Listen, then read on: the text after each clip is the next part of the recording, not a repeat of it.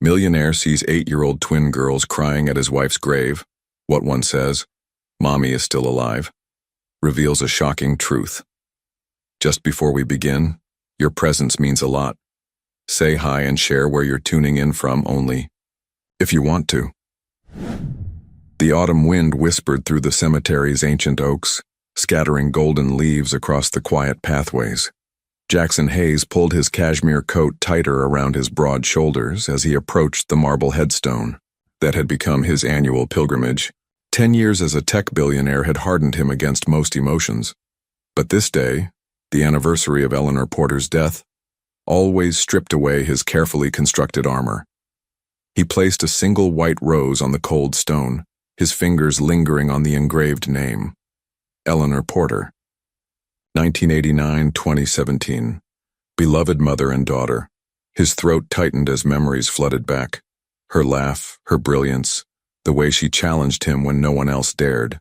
"Another year without answers," he whispered, the words carried away by the wind. Soft sound caught his attention, a whimper barely audible over the rustling leaves. Jackson turned, his steel blue eyes scanning the cemetery until they landed on two small figures huddled beside Eleanor's grave. Two little girls, mirror images of each other with golden curls and tear-stained cheeks, knelt on the damp ground. They couldn't have been more than 8 years old, dressed in matching blue coats that had seen better days. "Mommy's still alive, I know she is," one of them whispered fiercely, her small hand tracing the letters on the headstone. Jackson froze. The words struck him like physical blows. Eleanor had children? Twins? His mind raced, calculating timelines and possibilities. "Emma," the social worker said, "we have to accept it," the other girl said, her voice breaking. "But I don't want to." "They're wrong, Olivia. I feel her. I still feel her." Jackson approached slowly, not wanting to frighten them. "Hello there," he said gently. The girls jerked their heads up, eyes wide with momentary fear that quickly gave way to curiosity. Something about their faces, the shape of their eyes, the determined set of their jaws, struck him with uncomfortable familiarity. "I'm sorry, I didn't mean to startle you," he continued. "I knew Eleanor." The girls exchanged a glance loaded with meaning, a silent communication that only twins could master. "You knew our mom?" asked the one called Emma, her voice suddenly sharp with hope. Jackson nodded, kneeling down to their level despite the expensive fabric of his tailored suit pressing against the damp ground. "I did, a long time ago." "No one believes us," Olivia said suddenly, her small hands clenched into fists. "No one believes that she's still out there." Emma's eyes, startlingly intelligent, studied Jackson's face. "Why do you come here? Everyone else has forgotten her." The question pierced through Jackson's carefully constructed defenses. Why did he come year after year? Eleanor had vanished from his life long before her reported death. Their relationship had burned bright and ended, abruptly leaving only ashes and questions. "I could never forget your mother," he answered truthfully. The girls looked at each other again, that silent twin communication passing between them. "Why does nobody believe us?" Emma asked, her voice small yet defiant. Something inexplicable pulled at Jackson's heart, a connection he couldn't explain, a responsibility he hadn't sought. These children, with their unwavering faith and fierce determination, reminded him of someone. Of Eleanor. Of himself, before success had calcified his heart. "I'll believe you," he heard himself say, the words surprising him as much as the girls. "Tell me why you think your mother is still alive." Their faces transformed with matching expressions of hope, the first ray of sunlight breaking through storm clouds. In that moment, something fundamental shifted in Jackson Hayes' world. He didn't understand why these children's pain resonated so deeply within him, why their conviction stirred something long dormant in his soul. "You will?" Olivia whispered, her eyes wide with disbelief. Jackson nodded, an unspoken promise forming. "I will. I want to hear everything." Behind them, a woman in a sensible coat approached with concern etched on her face. "Girls, you can't just run off like that." "I'm so sorry, sir, if they've bothered you." but Jackson barely heard her.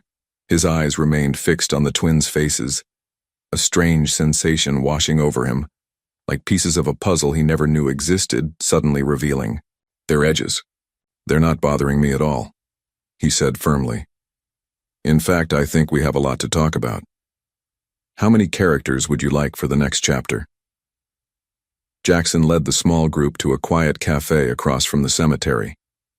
The establishment's warm lighting contrasted sharply with the gray afternoon outside. The woman who had approached them, Martha Wilson, introduced herself as the twins' temporary guardian. I work with family services, she explained quietly while the girls sat at a nearby table, heads bent together in whispered conversation. They've been through so much since Eleanor's accident last year. The foster system is challenging for them. Jackson nodded, his eyes never leaving the twins. How did you know Eleanor? I didn't personally. I was assigned to their case after. Martha hesitated. Emma and Olivia are special children.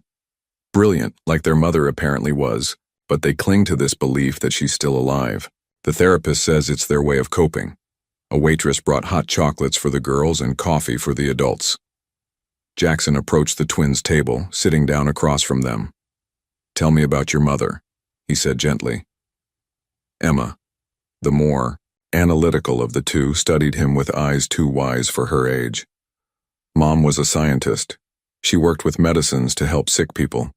She was always writing in her special notebook, Olivia added, the one with the lock that had all her secrets. Emma nodded. Before the accident, she was acting weird, scared. She kept saying some people were dangerous. She'd whisper on the phone at night, Olivia continued. We weren't supposed to hear, but we did. Jackson leaned forward. What did she say? That she found something bad. That people could get hurt, Emma replied. She said she had proof and needed to tell someone important. Martha sighed. The police investigated thoroughly after the car accident. There was nothing suspicious. Because they didn't look, Olivia protested. Mom left us clues. She knew something might happen. Emma reached into her pocket and pulled out a folded photograph. This was in her special box. She said if anything happened to her, we should remember this picture. Jackson took the photo and his heart stopped. It showed a younger Eleanor laughing on a university campus, her arm around a younger version of himself. He remembered that day perfectly. It was taken 10 years ago, during their final semester together at MIT. That's you, Emma said simply. Jackson couldn't speak, staring at the evidence of a past he'd tried to forget. Martha looked confused. You knew Eleanor well? We were together in college, Jackson managed to say, his mind racing. But we lost touch years ago. Mom never told us much about our dad, Olivia said softly. Just that he was someone important, too important to be part of our lives. Jackson studied their faces more carefully now.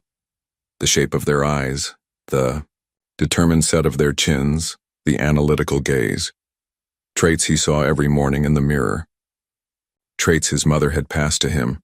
The realization hit him with stunning clarity. These weren't just Eleanor's daughters, they were his. The drive to Jackson's penthouse was silent, his mind a tempest of calculations and memories. 10 years ago, Eleanor had vanished from his life without explanation. 9 years ago, these girls were born. The timeline fit perfectly. In his spacious living room overlooking the city skyline, Jackson paced while Martha made phone calls to approve the girls' temporary visit.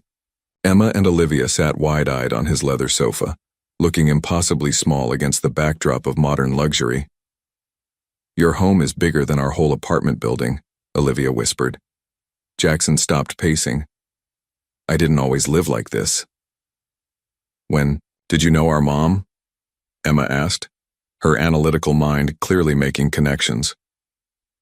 Jackson sat across from them, choosing his words carefully. We met at college, MIT. We were both studying technology, though your mother was more interested in biomedical applications. That's where she became a scientist. Olivia nodded. She was brilliant, Jackson continued, memories washing over him. far smarter than I was. Everyone knew she'd change the world someday. What happened between you? Emma's question was direct, unflinching. Jackson's jaw tightened. We were together for almost 3 years. Then one day she was just gone. No explanation, no goodbye. I tried to find her, but she disappeared completely. He omitted the crushing devastation he'd felt, how her abandonment had hardened him, fueled his relentless drive to succeed, how he'd built his tech empire partly to prove she'd made a mistake in leaving. Did you know she worked for Bennett Pharmaceuticals? Jackson asked. Martha looked up from her paperwork. Yes, she was a senior researcher there. Dr. Maxwell Bennett himself wrote her recommendation letter after she died. The name hit Jackson like a physical blow. Maxwell Bennett, his former mentor turned bitter rival. The man who had taken him under his wing at MIT, then subtly tried to control his career path. The same man who had always seemed unnervingly interested in Eleanor's research. Bennett, Jackson whispered, pieces clicking into place. He remembered Bennett's frequent comments about Eleanor being a distraction from Jackson's potential. How Bennett had offered Jackson funding for his first startup immediately after Eleanor disappeared. The timing he'd never questioned, because he'd been too consumed by heartbreak and ambition. I need to see Eleanor's research, Jackson said suddenly. You mentioned a notebook? Emma nodded. It has a special lock. We couldn't open it. Where is it now? With our things at Martha's house, Olivia replied. Mom said it was important that people's lives depended on what she found. Martha's phone rang, breaking the moment. After a brief conversation, she turned to Jackson. That was my supervisor. Due to your previous connection to Eleanor, they've approved an extended visit. The girls can stay tonight if they'd like, and we'll reassess tomorrow. Jackson nodded, a strange protective feeling surging within him. I'd like that. After Martha left with promises to return with overnight bags, Jackson stood at his window, watching the city lights flicker to life as dusk fell. Behind him, his daughters, whispered together on the sofa. His phone vibrated with a message from an unlisted number. Heard you met Eleanor's twins today. We should talk about old times. MB. Jackson's blood ran cold. Bennett was watching, and Bennett never reached out without purpose. What had Eleanor discovered that was worth hiding? What had she died or disappeared to protect? And most importantly, why had Bennett kept him from knowing his own children? When Martha returned with the girls' belongings, Jackson noticed their meager possessions, a small suitcase each, with clothes that had seen better days. Emma clutched a worn backpack protectively against her chest. It's in here, she said once Martha had left, carefully unzipping the bag to reveal a leather-bound journal with an unusual mechanical lock. Mom's special notebook. Jackson examined. The lock, not electronic, but a complex puzzle mechanism. This is brilliant, he murmured. A lock that can't be hacked. We tried to open it, Olivia admitted. But it's too hard. Jackson reached for his phone. I know someone who might help. Within an hour, Camila Rodriguez arrived. His head of security was a former intelligence operative with skills that extended far beyond normal corporate protection. Interesting, Camila said, examining the diary. Reminds me of cryptographic mechanisms from the Cold War era. Your Eleanor was serious about keeping this private. While Camilla worked on the lock, Jackson ordered dinner and showed the twins around the penthouse. Their eyes widened at his home automation system. You make this? Emma asked, watching lights respond to voice commands.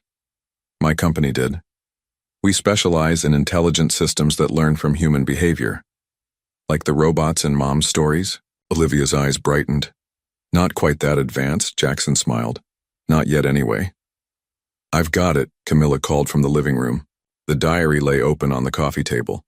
The first pages contained research notes, chemical formulations, and molecular diagrams beyond Jackson's expertise.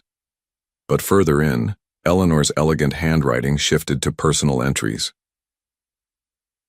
March 12th. The phase the 3rd. Trials data doesn't match what was submitted to the FDA. Patient deaths in the original study were recategorized under different causes. Neuralin is dangerous, but Bennett altered the reports. March 20th.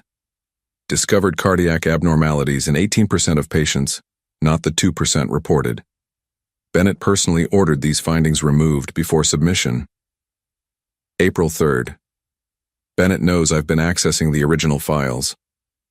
Victoria watching me constantly. Must protect the girls. If something happens, the evidence is with Diana. Jackson looked up, his face grim. Eleanor was documenting fraud. Bennett Pharmaceuticals falsified safety data for their flagship drug. That why Mom had to hide? Olivia asked. Before Jackson could answer, his security system alerted him to a visitor. On the monitor, he saw Maxwell Bennett himself standing at his private elevator. Take the girls to the guest room, Jackson told Camilla urgently. Keep them there until he's gone. Bennett entered with the easy confidence of a man accustomed to power. At 60, his silver hair and tailored suit projected authority, but Jackson now recognized the calculated coldness in his eyes. Jackson, Bennett smiled without warmth. Been a while. What do you want, Maxwell? Can an old mentor check in? I hear you've taken an interest in Eleanor Porter's children. Jackson kept his expression neutral. News travels fast. Small world, Bennett replied, glancing around the penthouse. Tragic about Eleanor. Brilliant mind. Yes, she was, Jackson said carefully. Bennett's eyes sharpened. The girls are staying with you? Interesting choice by social services. Temporary arrangement. Bennett nodded slowly. Children need stability. Perhaps Bennett Pharmaceuticals could establish a trust fund for Eleanor's memory. The threat was veiled but clear. Bennett was asserting control. I'll handle their needs, Jackson said firmly. As Bennett left, he paused. Those girls have Eleanor's eyes, don't you think? But something about them reminds me of someone else. Good genes. His smile was predatory. Be careful, Jackson. Parenting can be hazardous. After the elevator doors closed, Jackson leaned against the wall, heart pounding. Bennett knew. And Bennett wanted Eleanor's research, and possibly the twins, under his control. Jackson returned to the diary, more determined than ever to uncover what Eleanor had discovered, and why it might have cost her her life. The morning after Bennett's unsettling visit, Jackson arranged for enhanced security measures. Camilla stationed 2 additional team members in the building and implemented advanced surveillance protocols. We're being watched, she informed Jackson privately. There's a black sedan that circled the block 6 times. Professional surveillance team. Jackson nodded grimly. I need to know everything about Eleanor's work at Bennett Pharmaceuticals, and I want to meet anyone who worked closely with her. While the twins explored the penthouse library with Camilla, Jackson began his investigation. In earnest, he contacted his corporate intelligence team to discreetly gather information on Bennett's operations, Eleanor's research history, and the drug Neuralin.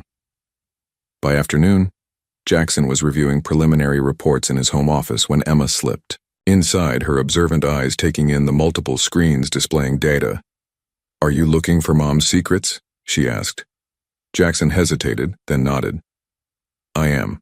I think your mother discovered something dangerous and some powerful people might have wanted to stop her. Emma's face remained serious. She knew they were coming. That's why she made plans. She climbed onto a chair beside Jackson. I remember watching her burn papers in the kitchen sink. She was crying. When was this? Jackson asked gently.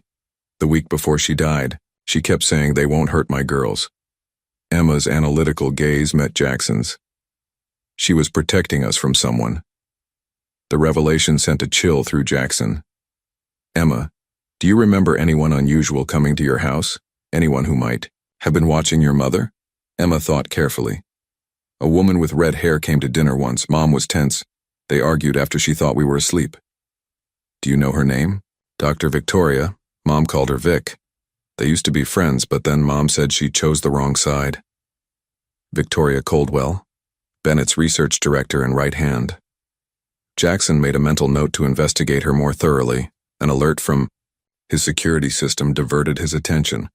Someone had arrived at the private elevator. The monitor showed a thin woman with anxious eyes and a lab coat tucked into her bag. Sarah Wang, she identified herself to the security camera.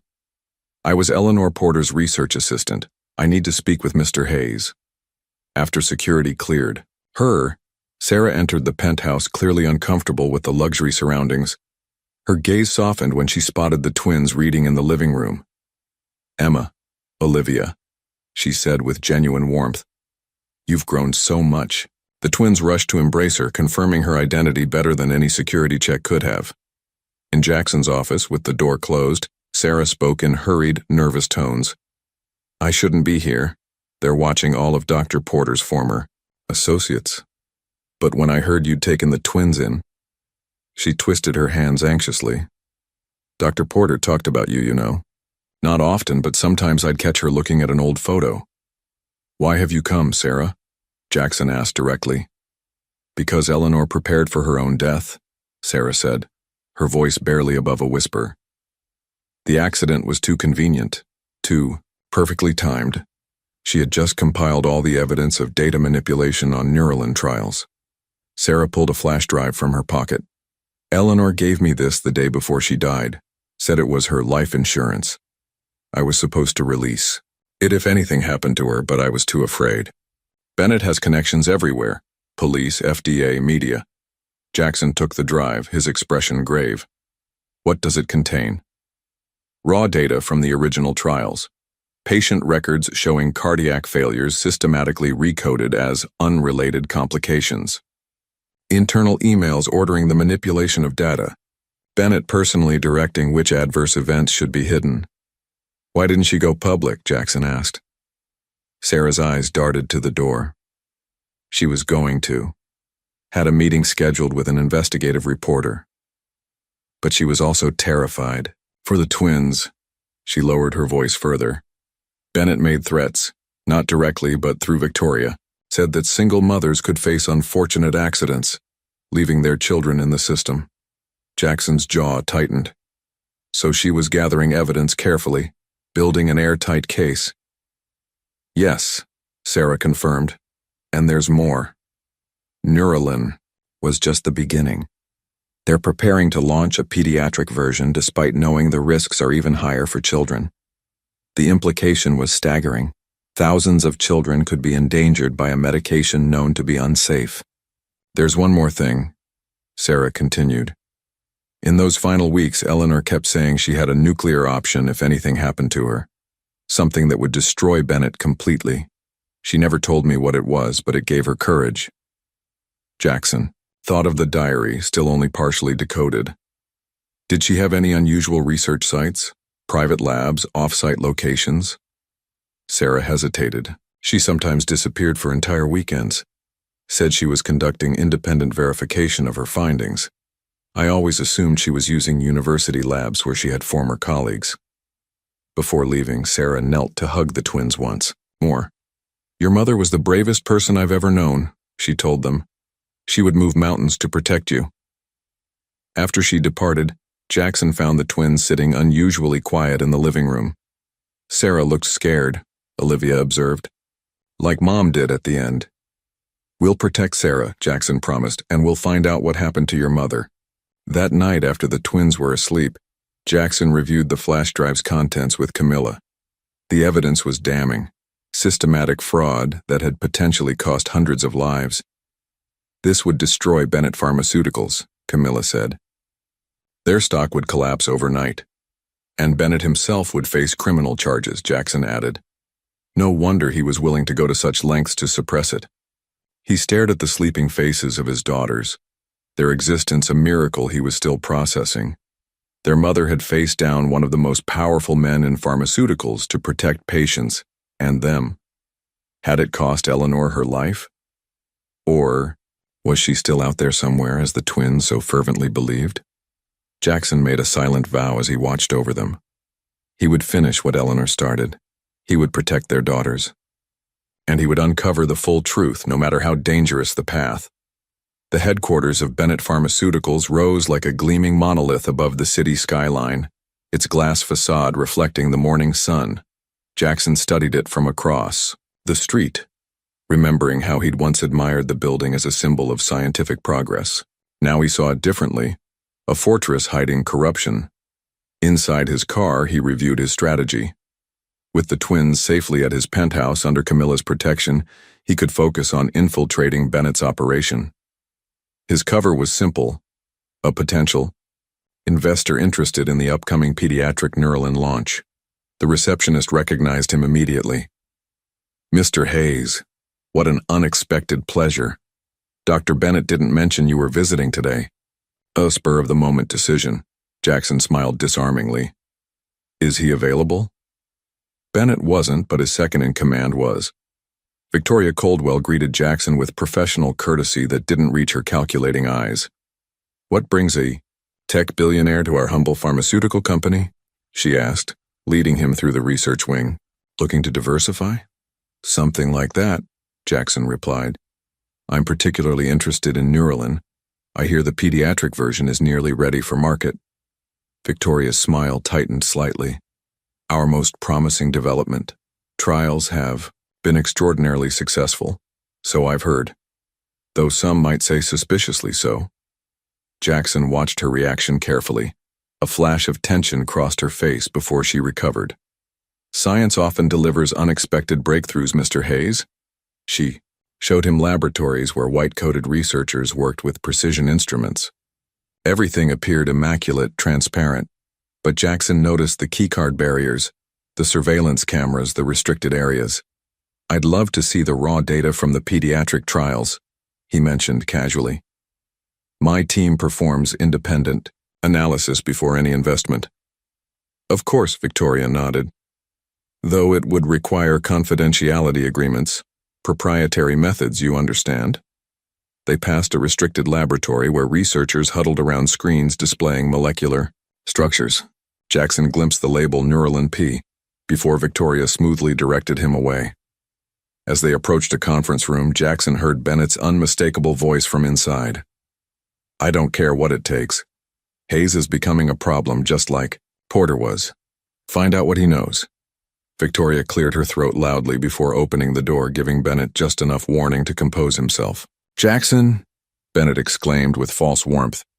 "Victoria didn't tell me you were visiting. What a pleasant surprise." The conference room contained 3 other executives who watched Jackson warily. On the screen behind them, Jackson glimpsed financial projections for Neuralin P, $4.2 billion in first-year revenue. "Just exploring some investment opportunities," Jackson said smoothly. Bennett's smile remained fixed. "Always the entrepreneur. Though I'm surprised you're interested in pharmaceuticals. Quite different from your tech empire." "I go where the opportunities are," Jackson replied. "Though I believe in thorough due diligence. Safety profiles. Proper testing procedures." Something dangerous flickered in Bennett's eyes. "Our safety standards are impeccable, perhaps beyond what a tech executive would understand." The threat remained unspoken, but clear throughout their conversation. When Jackson departed, Bennett walked him to the elevator. "Curious timing for your interest in my company," Bennett remarked. "Right after taking in Eleanor's twins. Quite the coincidence." "I don't believe in coincidences," Jackson replied evenly. Bennett's mask slipped momentarily. "Neither do I. Some questions are better left unexplored, Jackson, for everyone's benefit." As the elevator doors closed, Jackson heard Bennett's final words. "Remember, children need stability. It would be tragic if anything disrupted that." Outside, Jackson noticed the security team photographing his departure. His phone buzzed with a message from Camilla. "You need to see this. Found financial records. Bennett made 6 payments to the driver who hit Eleanor's car." Jackson's resolve hardened. Eleanor's accident had been no accident at all. "I don't talk to billionaires," Diana Chen declared, barely looking up from her laptop at the corner table of the busy coffee shop, especially ones with ties to Big Pharma. Jackson sat down uninvited. "I don't have ties to Bennett Pharmaceuticals, but Eleanor Porter did, and she was trying to contact you before she died." The investigative reporter's fingers paused over her keyboard, her expression betraying nothing. "Eleanor Porter, the scientist who died in a car accident last year."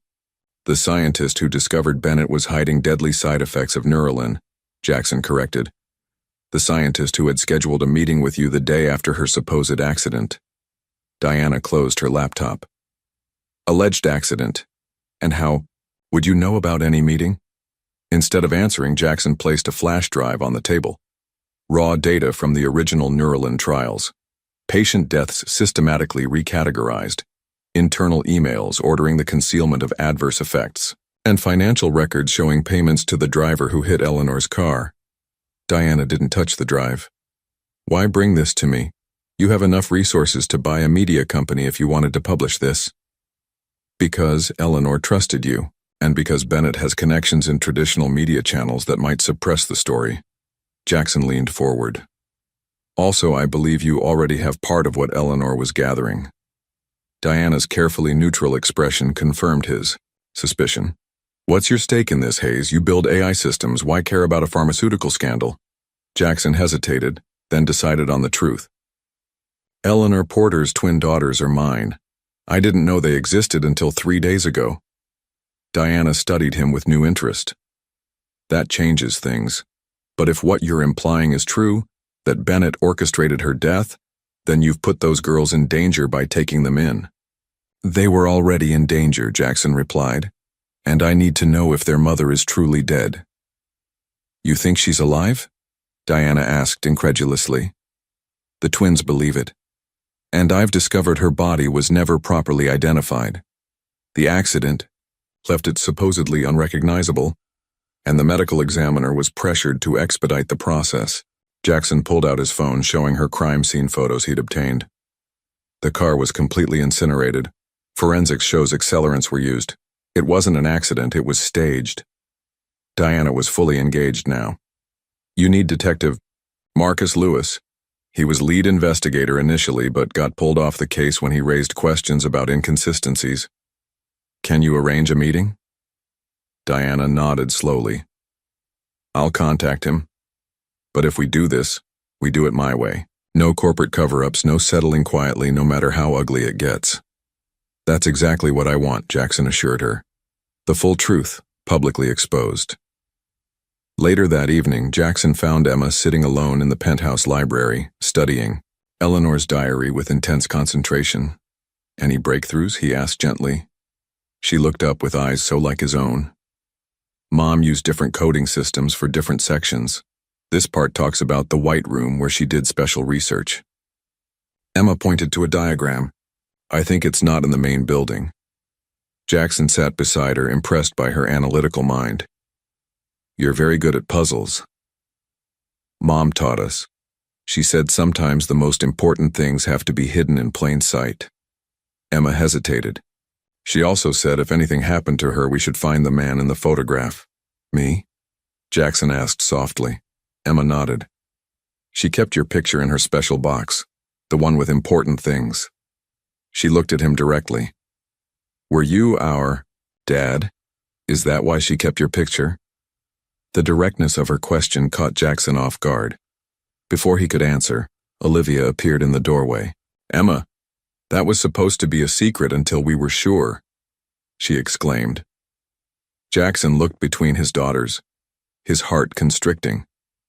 Yes, he said simply. I believe I am your father. I just didn't know it until now. Why didn't you find us before? Olivia asked, her voice small. Because I didn't know about you, Jackson answered truthfully. If I had, I would have moved heaven and earth to be part of your lives. The three sat in momentary silence, the weight of what might have been hanging between them. We should find Mom together, Emma finally said. As a family, Central Park stretched before them in autumn glory, a mosaic of red and gold beneath a crisp blue sky. Jackson watched Emma and Olivia race ahead on the path, their identical blue coats fluttering behind them like wings. He'd insisted on buying them new clothes, though they'd protested they didn't need fancy things. 3 days into their unexpected cohabitation, Jackson was still adjusting to fatherhood.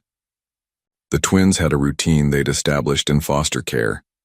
Emma always tied both their shoelaces. Olivia always poured their juice. They communicated in half-sentences and knowing glances, a private language he couldn't yet decipher. "They're remarkable," said Detective Marcus Lewis, walking beside Jackson. The former lead investigator on Eleanor's case was a weathered man with observant eyes and a reputation for integrity. "Porter raised them well." "She did everything well," Jackson replied quietly. "That was Eleanor. Brilliant, thorough, uncompromising." Lewis nodded. "That's what first raised my flags about the accident. Too neat, too convenient.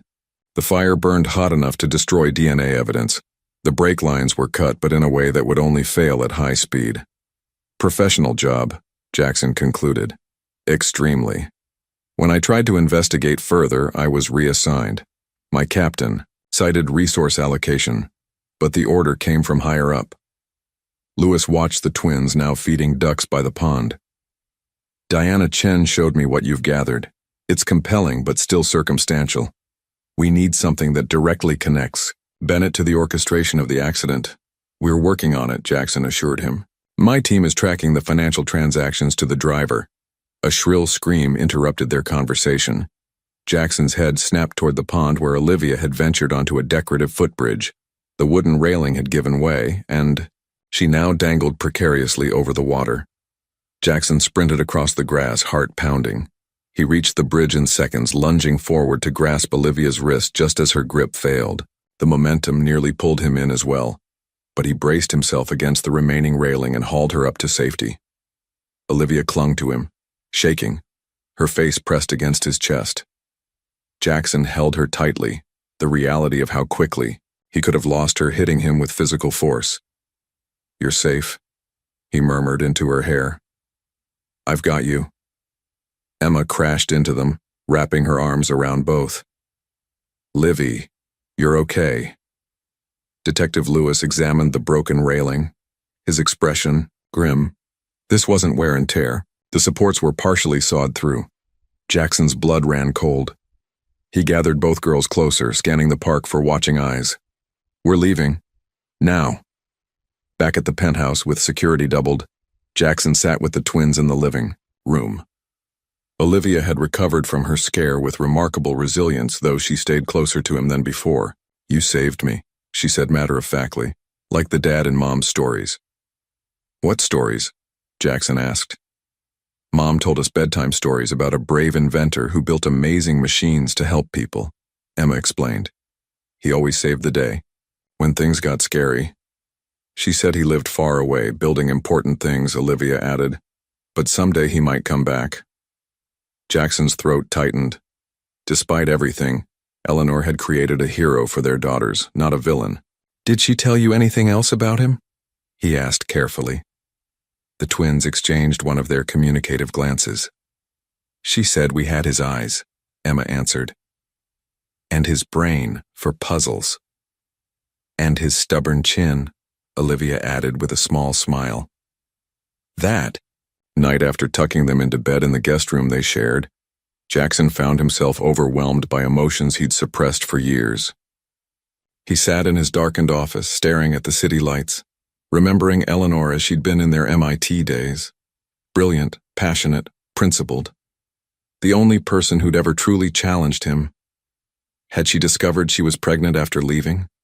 Had Bennett somehow forced her away from him? The timeline fit. Their sudden breakup, Bennett's immediate offer to fund Jackson's startup, all while Eleanor disappeared completely. A soft knock interrupted his thoughts. Emma stood in the doorway in pajamas too big for her slender frame. "Can't sleep?" Jackson asked. She shook her head, patting across the room to climb into the chair opposite his.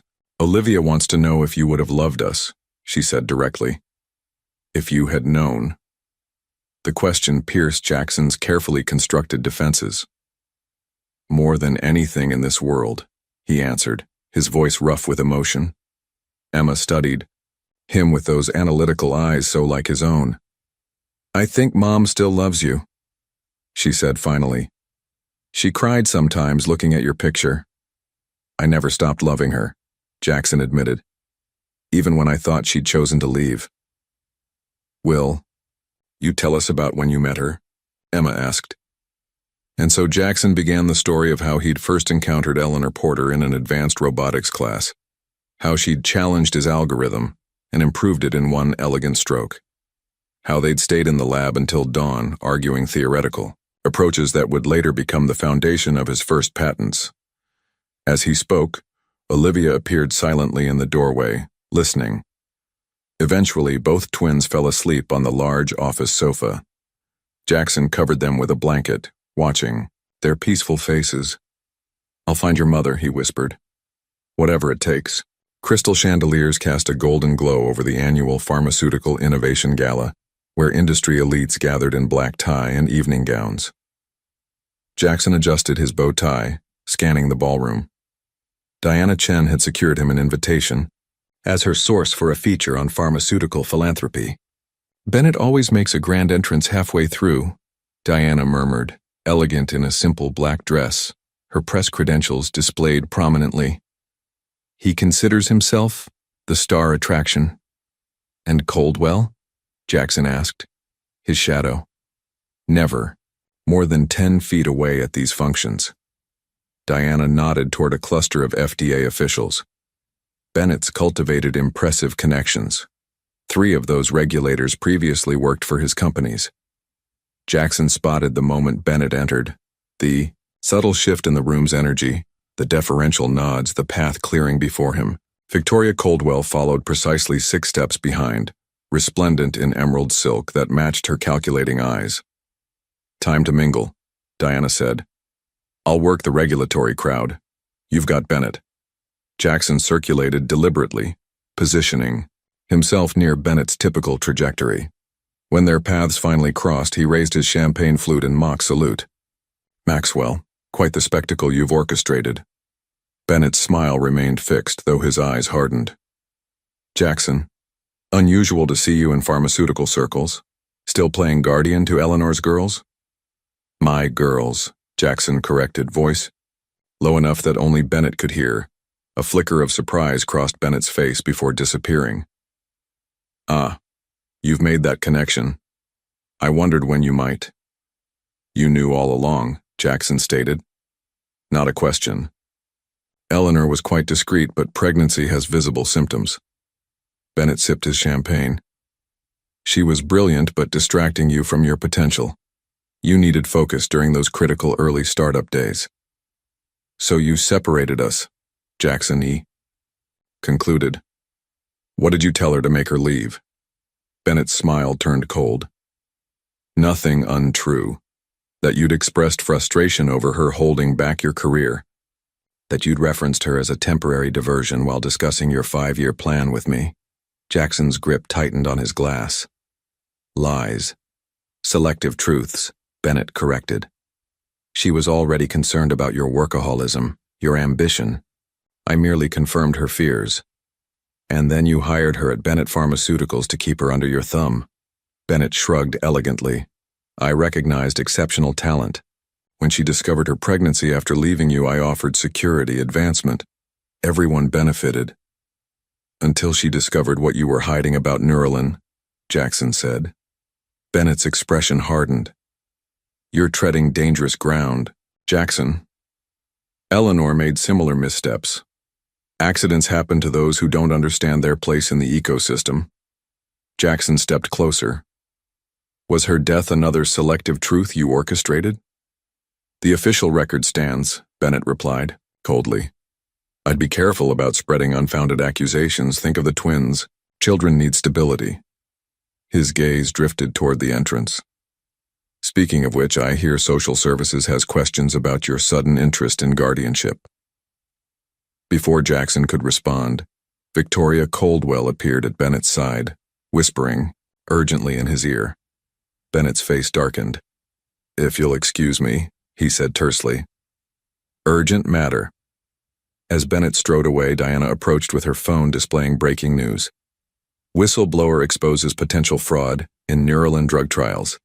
"Sarah Wang went public," Diana said. "Limited details, but enough to spook Bennett."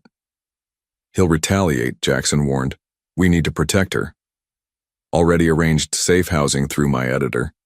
As the gala continued, Jackson noticed Bennett and Victoria in intense conversation with several FDA officials.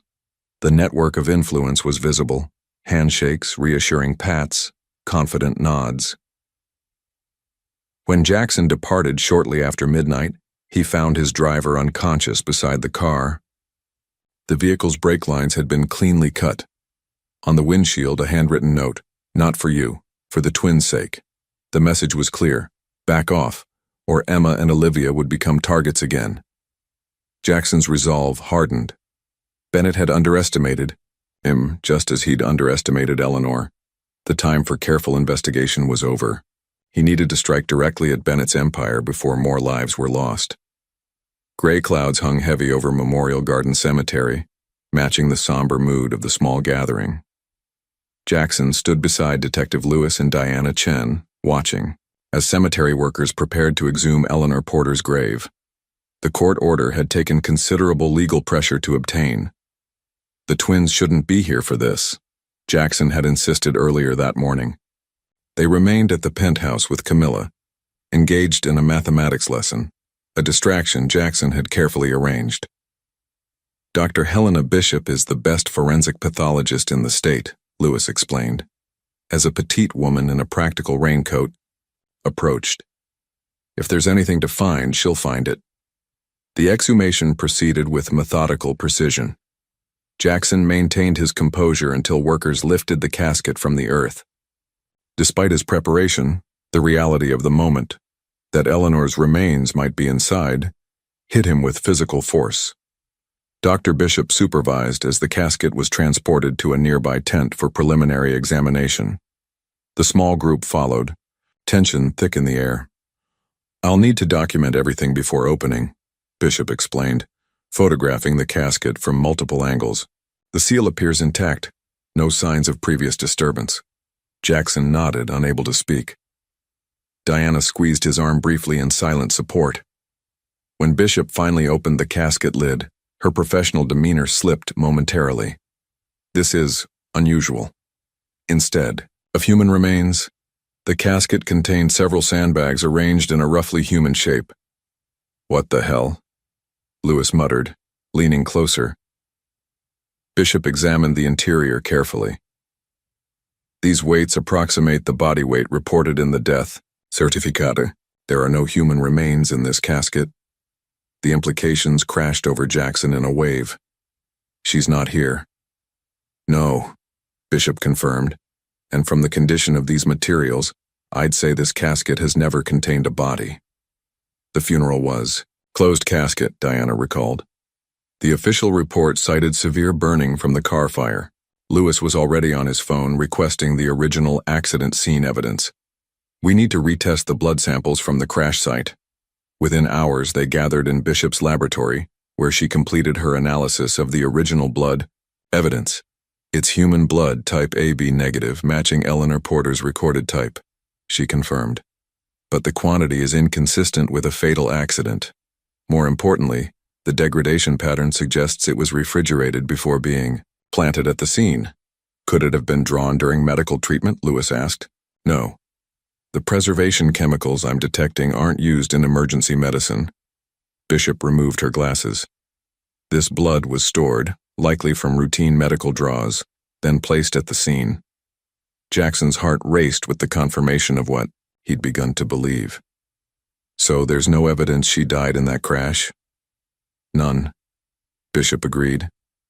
"In fact, I'd say there's compelling evidence that someone went to extraordinary lengths to fake her death."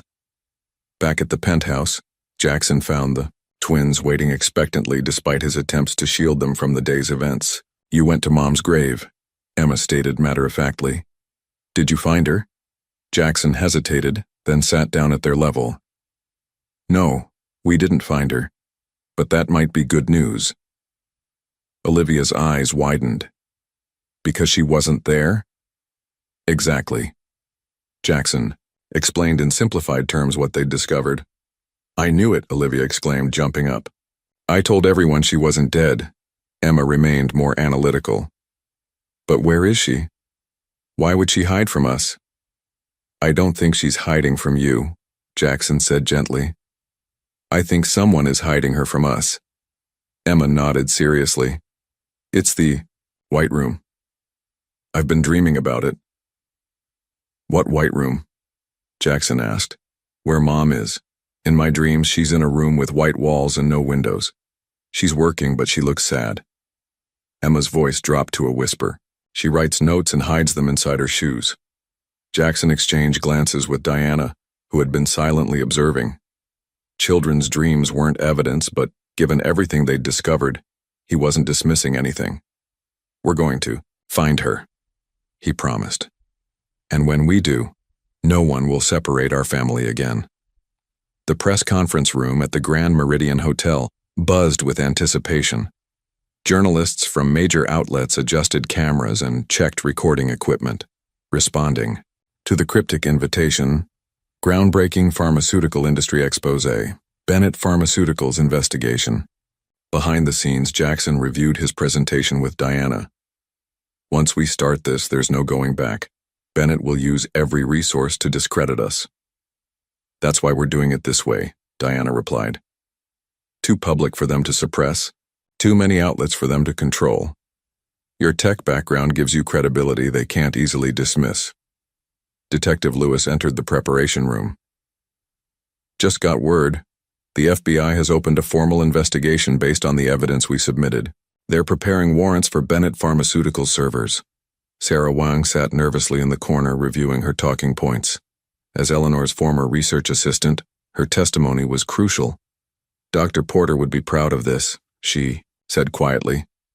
This is what she wanted. The truth exposed, patients protected. At precisely 10 a.m., Jackson stepped to the podium, camera flashes erupting around him. The tech billionaire rarely gave press conferences, ensuring maximum attention. Thank all you for coming, he began. What I'm about to share will shock many of you. It involves systematic fraud, danger to public health, and potentially orchestrated violence, all to protect corporate profits.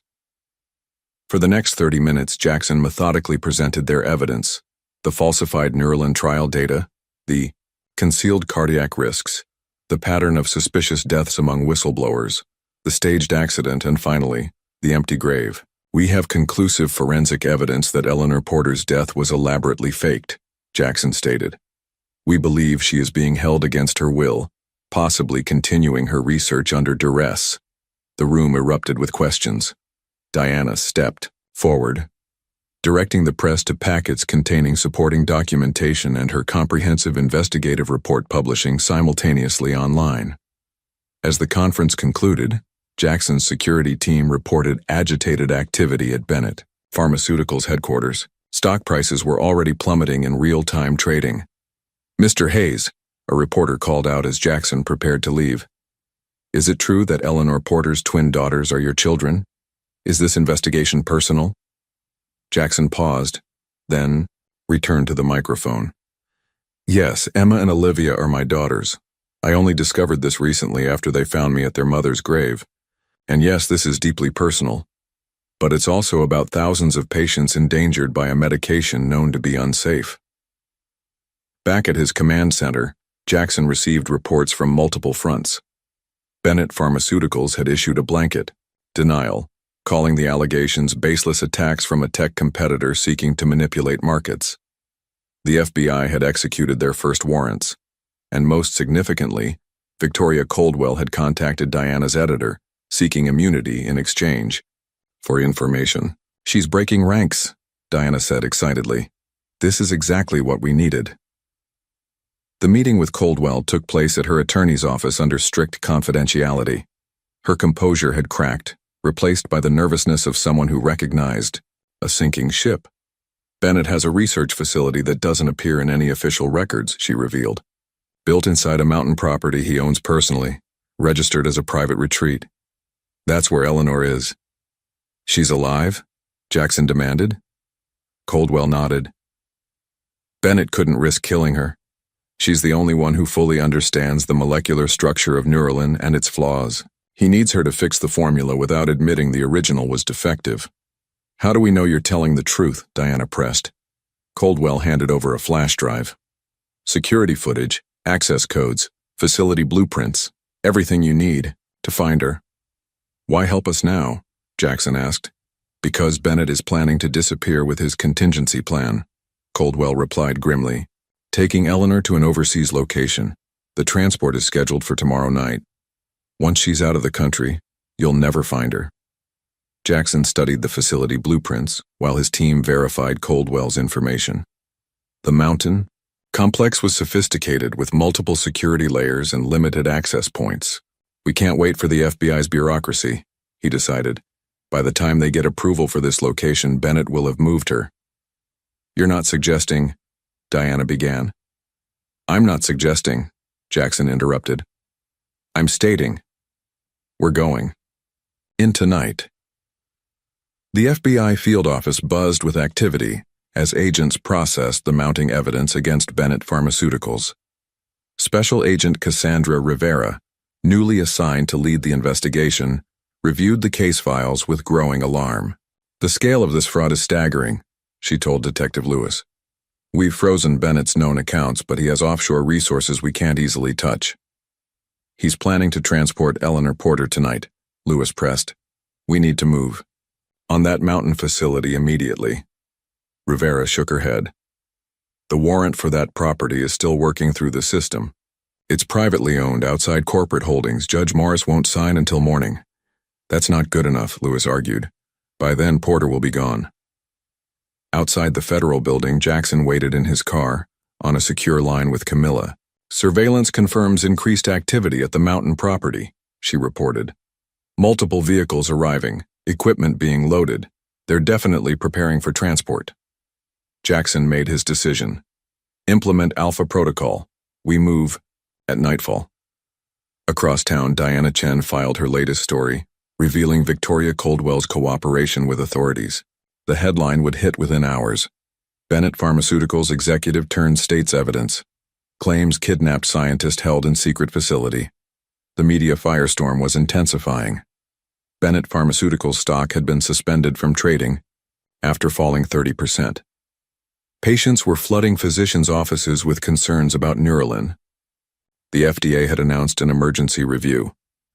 At Jackson's penthouse, he briefed his assembled team, former military specialist from his corporate security division, each selected for discretion and skill.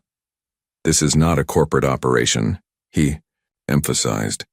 This is a rescue mission. Our sole objective is extracting Dr. Porter safely. Martha Wilson, the twins' social worker, had arrived earlier to stay with Emma and Olivia. Jackson found them in the library, heads bent over Eleanor's diary. We decoded more symbols, Emma announced. These coordinates match the mountain Ms. Diana talked about. Jackson knelt to their level. I have to go away tonight just for a little while. You're going to find Mom, Olivia stated with certainty. I'm going to try, he confirmed. I need you both to stay here where it's safe with Martha and the security team. Emma studied him with those analytical eyes. Promise you'll bring her back.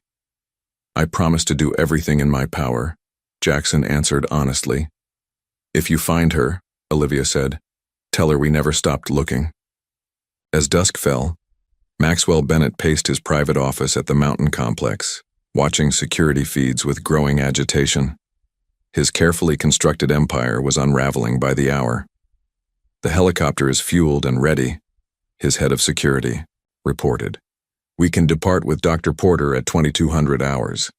And the research data? Bennett demanded. Being compiled now. Dr. Porter is finishing the final molecular analysis. Bennett nodded tersely. Once we reach the Cayman facility, initiate the server wipe protocol here. Nothing recoverable. In the laboratory 3 levels below, Eleanor Porter worked with mechanical precision, her face thin and pale from a year, in captivity. Her hands moved expertly across sophisticated equipment, completing the refinements to the Neuralin formula that Bennett had demanded. A guard stood by the door, watching impassively. Eleanor had learned their routines over months of observation, shift changes, security patterns, moments of inattention. She had been waiting, planning, ever since she'd seen Jackson's face on a news broadcast 3 days earlier. Something about the twins. Something that had given her the first spark of hope in a year. She carefully removed a tiny sample of the corrected formula. concealing it in a capsule she'd prepared weeks ago. Whatever happened tonight, this evidence would survive. On the mountainside, Jackson's team approached under cover of darkness. Their thermal imaging identified 22 security personnel patrolling the perimeter. The facility entrance resembled a luxury mountain home, its reinforced doors disguised with architectural elegance. "Security system is military grade," Camilla reported through their encrypted comms. "I'm accessing the bypass codes Coldwell provided now." The first alarm was silenced before it triggered. The outer doors opened with a pneumatic hiss. The team entered swiftly, neutralizing 2 guards with non-lethal tactics.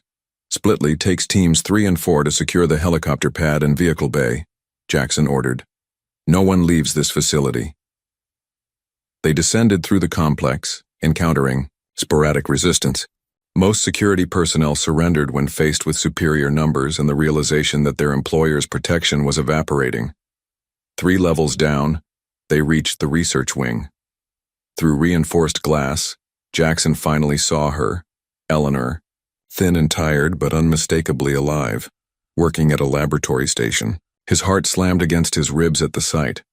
When their team breached the laboratory doors, the guard reached for his weapon but quickly surrendered when outmanned. Eleanor looked up, shock replacing her clinical concentration. "Jackson?" Her voice was barely audible, disbelief etched on her features. "Eleanor." He crossed the room in 3 strides. "We need to get you out of here. Now." She stared at him as if seeing a ghost. "Is this another of Bennett's manipulations?" "No," Jackson said firmly. "It's a rescue. Your daughters led me to you." "Emma and Olivia?" Tears filled her eyes. "They're safe?" "They're safe. They never believed you were dead." Jackson reached for her hand. "They sent me to find you." Eleanor's composure finally broke. She grabbed a small case from beneath her workstation. "We have to take this. Proof of what Bennett did. The corrected formula that shows he knew the original was flawed." Alarms suddenly blared throughout the facility. "Perimeter breach," came Camilla's voice through comms. "Additional hostiles approaching. Looks like Bennett's private security contractors." "FBI just arrived too," reported another team member. "They're engaging the new hostiles." "Status on Bennett?" Jackson demanded. "Located on the helipad level. Attempting extraction." Jackson led Eleanor toward the exit, their team maintaining protective formation. The sounds of conflict echoed through the corridors, Bennett's arriving reinforcements clashing with both Jackson's team and the FBI agents who had arrived after obtaining their emergency warrant. They reached the upper level to find chaos, FBI, agents securing the facility, Bennett's security team members being detained, and Maxwell Bennett himself in handcuffs, his face contorted with fury as he was led to a federal vehicle. "This is a misunderstanding," Bennett was insisting to the stone-faced agents. "Dr. Porter has been working here voluntarily on classified research." When Bennett spotted Eleanor emerging with Jackson, his facade cracked completely. "You ungrateful bitch, I made you. I protected your research." Eleanor approached him with quiet dignity. "You falsified data and endangered thousands of patients. You separated me from my children. There's nothing you can say that matters anymore." Special Agent Rivera intercepted them. "Dr. Porter, we need to get you medical attention and take your statement." "Of course," Eleanor agreed, "but first I need to see my daughters." Dawn was breaking as they reached Jackson's penthouse. Eleanor had been examined by medical personnel, given preliminary clearance, and provided an initial statement to the FBI. The full debriefing would wait. Rivera had understood the priority of reuniting the family. The elevator doors opened to reveal Emma and Olivia waiting in their pajamas, Martha standing anxiously behind them. For a moment everyone froze in a tableau of disbelief. "Mom," Olivia whispered. Eleanor dropped to her knees, arms outstretched. "My babies." The twins crashed into her embrace with sobs of joy, the 3 clinging to each other as if afraid they might be separated again. Jackson stood back, his own vision blurring with tears as he watched them reunite. "We knew you weren't gone," Emma said fiercely. "We found your clues." "And we found Dad," Olivia added, reaching a hand toward Jackson. Eleanor looked up at him over the girls' heads, questions in her eyes. Jackson nodded gently, confirming what she'd clearly guessed from Olivia's words. They had much to discuss, years of manipulation and deception to unravel. But for now, this moment was enough. Their family, impossibly reunited against all odds. Martha discreetly wiped her eyes. "I'll make some breakfast," she murmured, giving the family space. The sun rose over the city skyline, illuminating the penthouse in golden light. Outside, news helicopters circled Bennett Pharmaceuticals' headquarters as federal agents continued their raid. Justice was in motion. Truth was emerging from darkness. And in a quiet moment amid the chaos, a family that had been fractured by greed and power found its way back together, guided by the unwavering belief of two small girls who had refused to accept the lie they'd been told. The next few days passed in a whirlwind of medical examinations, FBI debriefings, and media frenzy. Eleanor's miraculous return dominated headlines across the nation, her story of captivity and forced research generating public outrage. Bennett Pharmaceuticals stock was suspended indefinitely as investigations expanded to include international regulatory agencies. Through it all, Jackson ensured Eleanor and the twins remained protected in his penthouse, shielding them from the media circus. Private physicians monitored Eleanor's recovery, while specialized trauma counselors helped the family begin the healing process. On the third evening after the rescue, Jackson found Eleanor alone on the terrace, watching the sunset over the city skyline. Her slender frame seemed fragile in the fading light, but her eyes held the same fierce intelligence he remembered. "The girls finally fell asleep," he said, joining her by the railing. "They've been fighting it, afraid you might disappear again." Eleanor nodded, her gaze distant. "I've been afraid of the same thing, that I'll wake up back in that laboratory." "You're safe now," Jackson assured her. "Bennett's bail was denied. The evidence is overwhelming." They stood in silence for a moment, the weight of their shared history and separated years hanging between them. "Jackson," Eleanor finally said, turning to face him, "I never would have kept the twins from you if I'd had a choice. You need to know that." "I'm beginning to understand," he replied carefully. "Victoria Coldwell has been cooperating extensively. She confirmed that Bennett orchestrated our separation, threatened you when you discovered you were pregnant." Eleanor's eyes glistened with tears. "He showed me messages, emails, all fabricated, making it clear you didn't want family complications derailing your career. When I tried to contact you anyway, he threatened the girls directly." "And when you discovered the Neuralin fraud?" Jackson prompted gently. "He made it clear what would happen to the twins if I went public." Eleanor's voice hardened. "So I built my case secretly, created safeguards. I was so careful, but somehow he discovered my meeting with Diana." "The staged accident," Jackson concluded. Eleanor nodded. "They intercepted me after I dropped the girls at school. I woke up in the mountain facility. Bennett explained how thoroughly he'd faked my death, showed me news reports of my funeral. He said if I tried to escape, the twins would have a real funeral to attend." Jackson's hands tightened on the railing. "I should have looked for you years ago, should have questioned what happened between us." "We both believed Bennett's lies," Eleanor said softly. "He manipulated us masterfully." Inside the penthouse, Emma appeared in the doorway, rubbing sleepy eyes. "Mom? Dad? Are you still here?"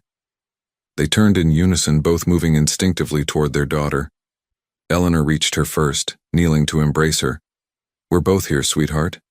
We're not going anywhere." "Olivia had a bad dream," Emma explained. "She needs you too."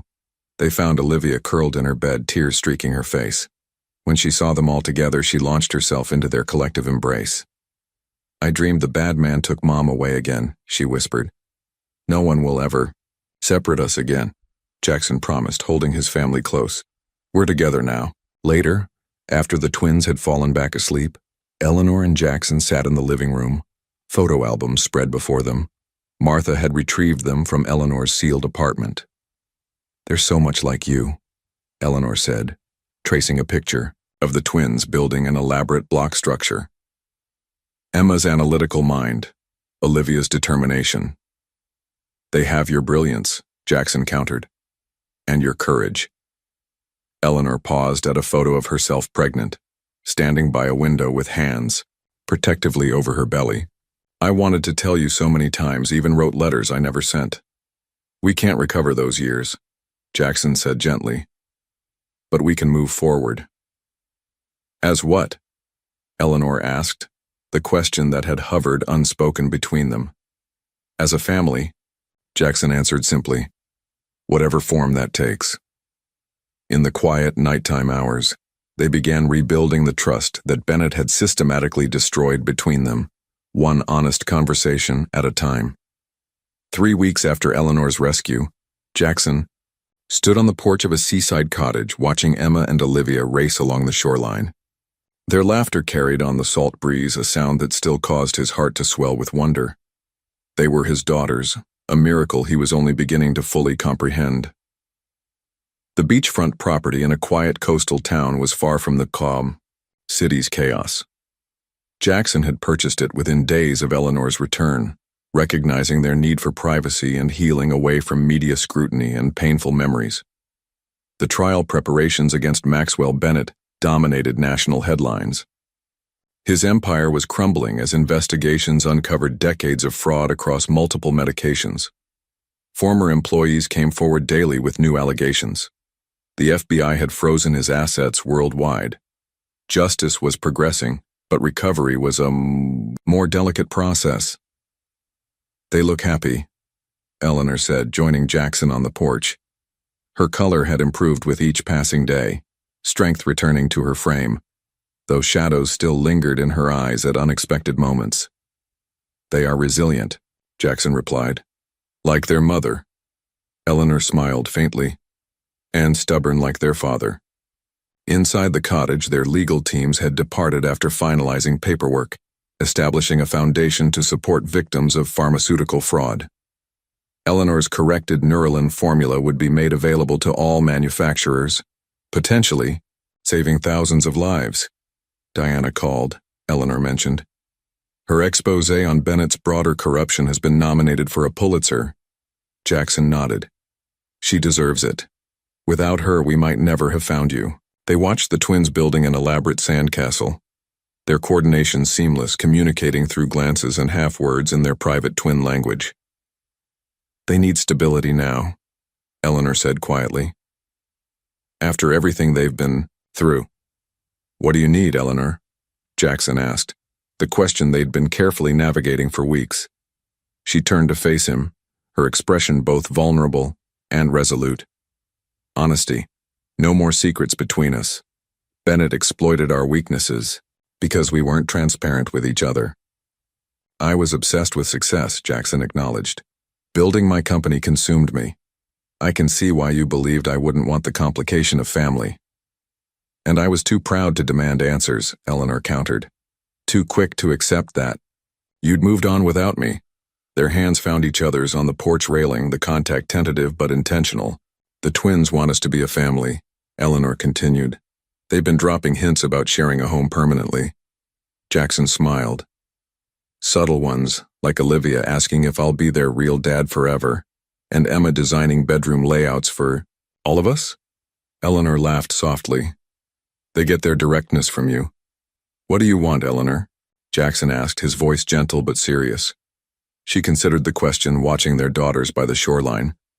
"I want to rebuild what Bennett stole from us, not necessarily returning to the past, but creating something new, something honest." "Co-parenting? Friendship?" Jackson pressed carefully. Eleanor met his gaze directly. "I think we both know there's still more between us than that." Before Jackson could respond, the twins came racing up the beach path, faces flushed with excitement. "Dad, Mom, come see our castle," Olivia called. "It has a moat with real water." "And a laboratory wing," Emma added seriously, "for Mom's research." And a computer room for Dad's inventions, Olivia finished. Jackson and Eleanor exchanged glances, both recognizing the not-so-subtle symbolism of their daughter's creation.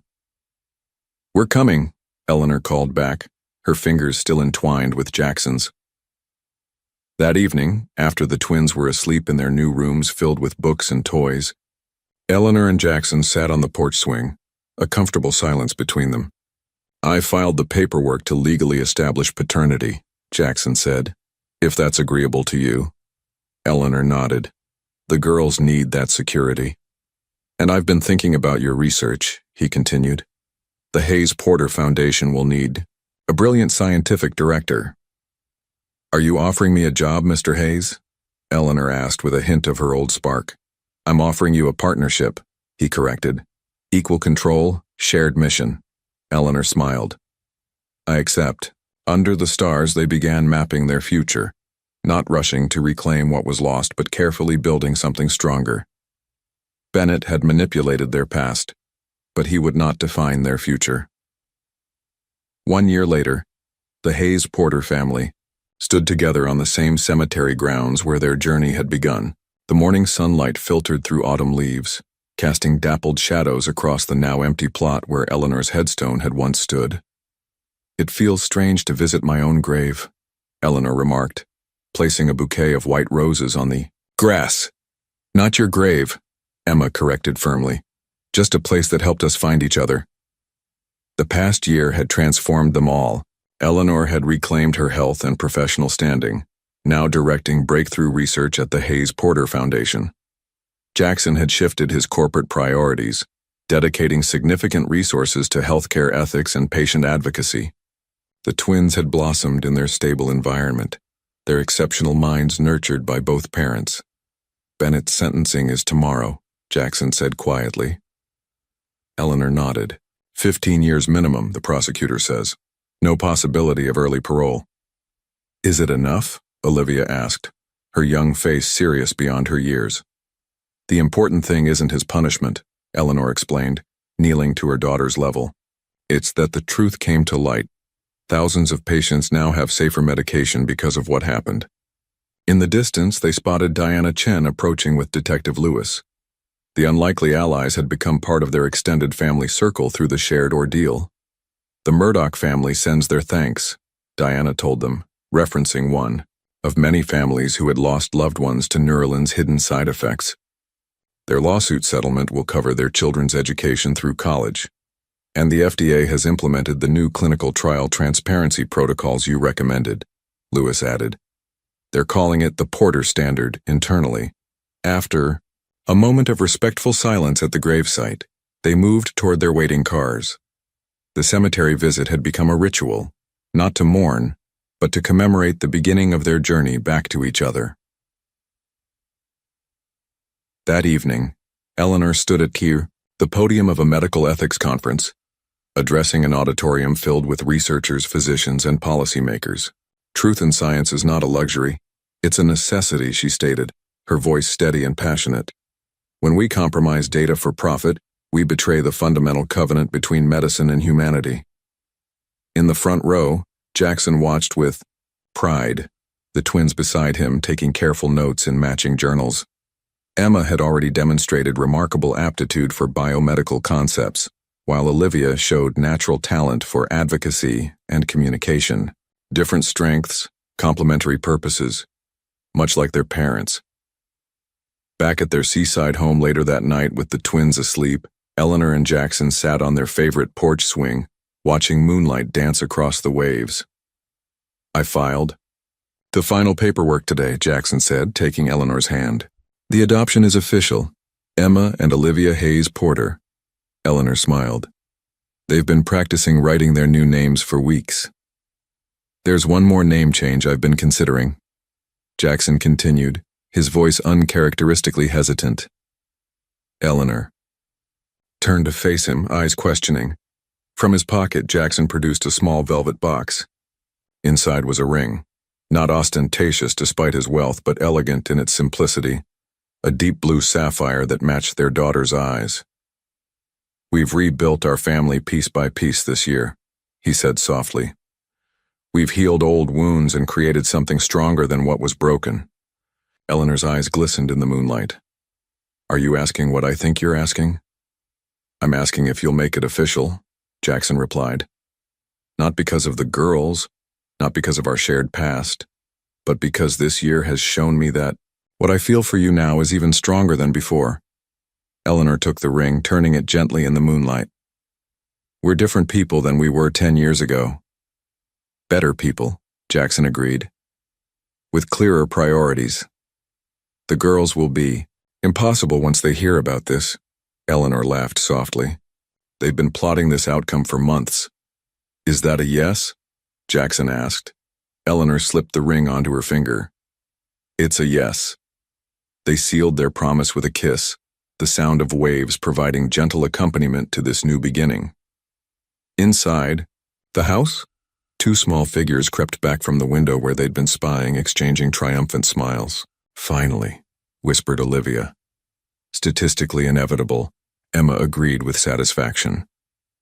The twins returned to their beds, secure in the knowledge that their family, once fractured by lies, was now whole, strengthened by truth and bound together, by love that had survived the most determined efforts to destroy it. The truth, as Emma and Olivia had always known, had finally found its way into the light.